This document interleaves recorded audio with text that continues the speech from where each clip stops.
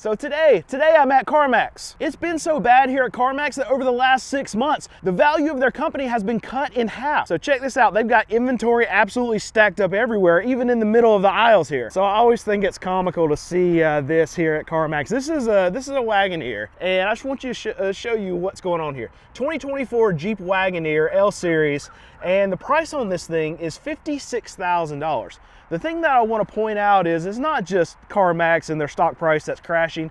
It's also the values of some of these way overpriced vehicles, and that's a good example. That customer bought that thing brand new a little over a year ago, and they paid probably somewhere around the neighborhood of $100,000 for it. Now CarMax is selling it for $55,000. CarMax didn't pay $55,000 for that thing. They probably gave $45,000, maybe a little bit more for it, because they're going to need to make big time margin on something that's going to be that expensive and sit on their lot. So here's the thing, that customer lost about 50% of their purchase price in just 1 year on that Jeep. And we're seeing this time and time again, people paying way overpriced for a lot of these vehicles. These manufacturers are trying to get out and make high margins on, customers paying for it, and now that customer that bought that Wagoneer, they are suffering for it. They lost $50,000 in just a little over a year. That's insane. So now, if you've been following me for a while, you know over the last 2 years or so, I've talked about a lot of problems that CarMax has had, and obviously those have come to fruition because we see it just in their stock price. They've lost 50% of the value of their company in roughly, 6 months' time? And we have to ask ourselves, is this a CarMax problem? Is this a car market problem, or is this a consumer problem? So now let's go through all three of those scenarios, because I think it's a lot of all three. So now let's start off with the car market. What's going on in the car market? I can speak to this because I am actively working in the car market. I have a small used car dealership. I go to these auctions every single week. I see what is selling, what's not selling, where prices are going, and what's the biggest thing? What? Prices are too high. But here's the thing, and here's where it's the problem for the car market, and then obviously CarMax operating in this car market while it's a problem. Well, we have prices that are way too high, but for the used car side, we don't have enough inventory actually coming into the system to allow prices to go lower. It's all supply and demand. Even if demand is lower, I'm selling fewer cars at my car dealership, it's slower, but there are fewer cars showing up at auction. There are fewer trade-ins that are actually happening in the market. And for used car dealers to exist, even a place like CarMax, you have to have people that are getting out of their older used cars, getting into newer cars, either a newer used car from somewhere here like CarMax, or a brand new car from one of these manufacturers like Toyota, Honda.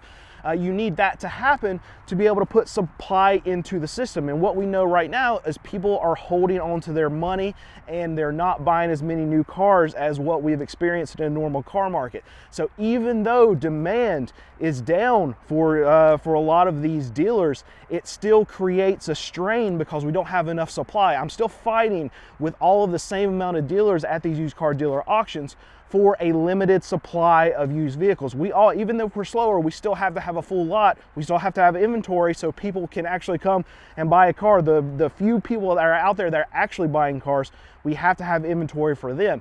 And if there's not enough supply at these used car dealer auctions, it keeps prices stubbornly high. Same thing that CarMax is dealing with right now. They have to pay too much for cars, and then on the other side, they make between $2,400, $2,600 gross per car. They have to mark them up. Prices are just too high. Here's a newer Toyota Tundra. I want to see this thing, see what they're charging for this Tundra. It's a 2022 Toyota Tundra SR. Price on this thing is $37,000. And it's got 73,000 miles. It is four-wheel drive, 73,000 miles and 37 grand. And I want to show you something about this Honda Accord right here, and this is what a lot of their customers are going to fall into. This thing has 22.95% interest, and this is where a lot of their customers are going to fall into. So they're paying $617 a month for a $24,000 vehicle. And this is what I call the ultimate wealth killer, right? You pay that much money a month for the average family sedan. You're paying $24,000, but at the end of that, we'll throw a calculator up, it's going to be astronomical how much interest you're going to pay on that thing and how much you're going to pay total for that Honda Accord when you're signing up for that kind of interest rate. All right, now is it a consumer problem? Well, probably the answer is yes. We have prices that are way too high for them to actually afford. We have everything else, just inflation in general. Everything costs more than it did years ago. And we have people's wages that haven't gone up at the same rate that the prices that they're actually paying for goods, for rent, for housing.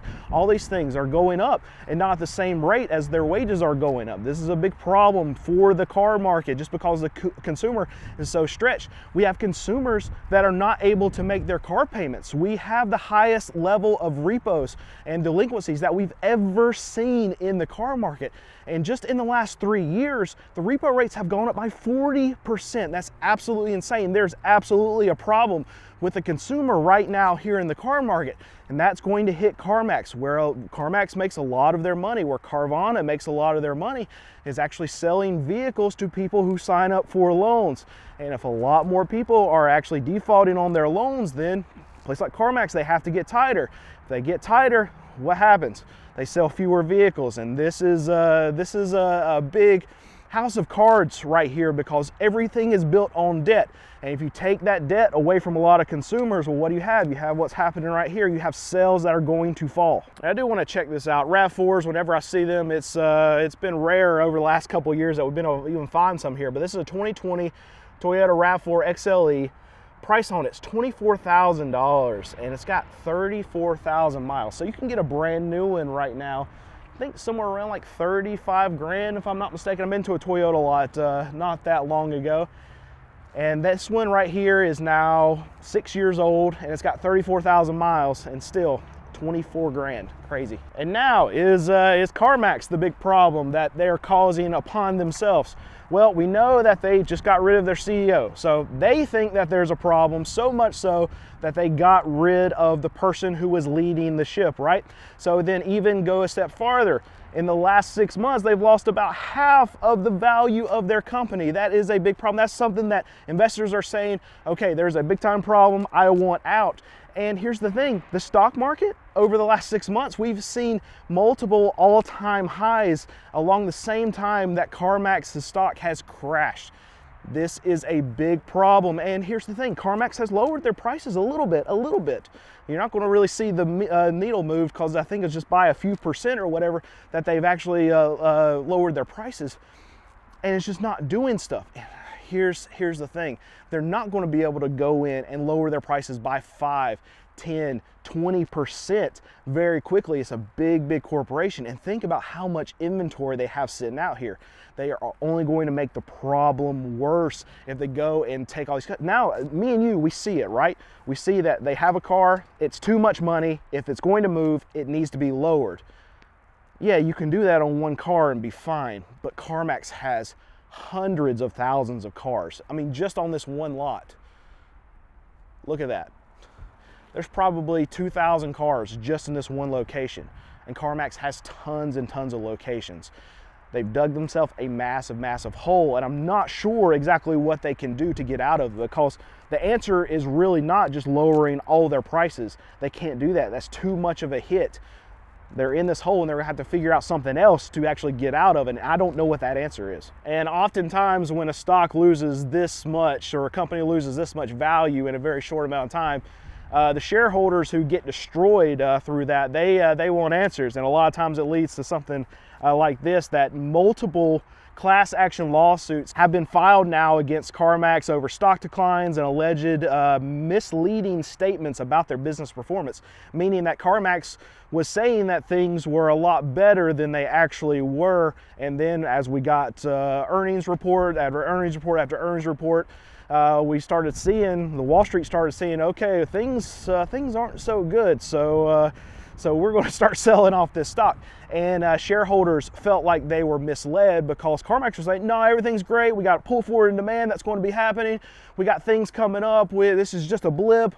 But then there's blip after blip after blip. The stock price keeps going down and down and down. And that's why it becomes a big problem for CarMax, because a lot of those shareholders, a lot of lawsuits, maybe the lawsuits don't lead to anything, but then there's still this just negative aura around the company. And investors, you got to have investors happy, because when investors are happy, they buy more stock. But if they're not, they start selling off stock, and then we're in the situation that we're in right now, right? Well, now, so what's the fix? Well, a lot of you are saying, well, you just lower your freaking prices, CarMax, right? That's going to fix everything. Well, I'm going to show you an example where it might not be. This is a 2016 Honda Accord EX, $24,000 here at CarMax.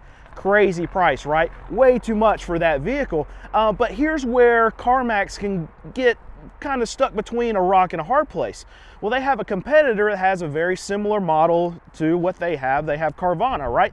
And in a high percentage of the vehicles that actually show up here at CarMax and the inventory on Carvana online come from consumers. So here's the thing, CarMax can lower that price of that $24,000 Honda Accord to something where somebody actually pay for it. Maybe that number's $20,000. Let's just use that for an example. But when they go back into the marketplace and they try to, now they got to be buying that same Accord for $17,000, $18,000 to be able to make money on it. Well, they can't do it because Carvana is going to be offering $22,000 or $23,000 for that same Honda Accord. So yeah, CarMax can go and lower all their prices on these vehicles to a price that a customer will actually pay, but when they do that, they can't replace it because their competitor, who has a very similar model, who is paying up for these cars, well, they're paying more than what CarMax is willing to pay to be able to actually move metal. So this is a big time problem for CarMax because they might have tons of vehicles out here that they can sell if they lower the prices by $3,000, $4,000 in the range of like that Honda Accord. But when they go and they have to replenish their inventory to actually make money to move more metal, well, they can't do it because those customers are getting offered way more money from Carvana to be able to actually take their cars and buy them from that consumer. So they're just not going to be in the marketplace. And this is why it gets very difficult for CarMax, because yeah, they can lower their prices, but at the end of the day, they're going to be out of business if they lower all their price. I'm thinking about how much inventory they have sitting out here too. That's a big hit if they actually lower the prices to where someone will actually pay for it. I don't envy CarMax management right now because they still have to pay up for cars. And at the end of the day, when they pay up for cars, they have to make money on them. And when they come out here and price them up $2,200 to $2,400 higher than what they actually paid for it, there's no customers there because the actual market price of these things is what a customer will pay for it, and it's much lower than even what they're probably buying a lot of these cars for in the first place. And here's the thing, we have just a tiny bit of silver lining that's on the horizon, but it happens every year, so they should be able to plan for it. And that's spring selling season, that's tax time. Used car dealers, this is like our Christmas, right? We sell so many cars during this time. I'm a car dealer, I sell cars that are $5,000 and under. If I have 150 cars on my car lot around the end of February, beginning of March, we will sell out in about a 3 or 4 week period. And CarMax is no different. They're not going to sell out because they have so many vehicles, but they're going to have a big bump in their sales. And their customers are very similar to mine. The only difference is my customers, they don't want to sign up for debt. They want to actually buy something that they can afford. When they have that cash, they'll come and they'll buy a full car and then they'll leave with it. No, they can't get that car repoed. They actually own the car. But with CarMax, you're going to have a customer that's very similar to mine, but the difference is that they're okay, instead of buying a car for $3,500, putting that cash down that they just got from their tax refund, they're putting that $3,500 down on the car and then making payments from there. But still, in a similar type of customer income earner that I deal with is the same thing that CarMax deals with. And I know that they're going to actually get a bump in the next quarter, and we're going to see it. But every year we know it's coming, so I don't know if this is baked into the stock already or if investors know this, but it seems like it's a likely scenario and something that they should be forecasting for.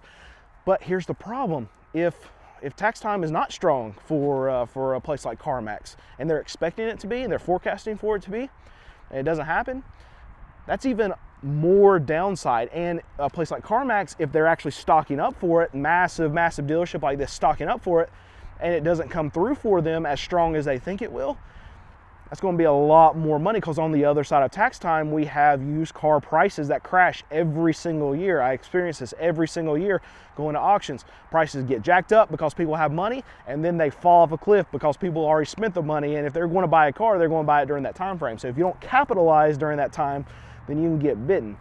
And that's one worry I have for CarMax, but that's something that we're going to see in the next quarter and a half.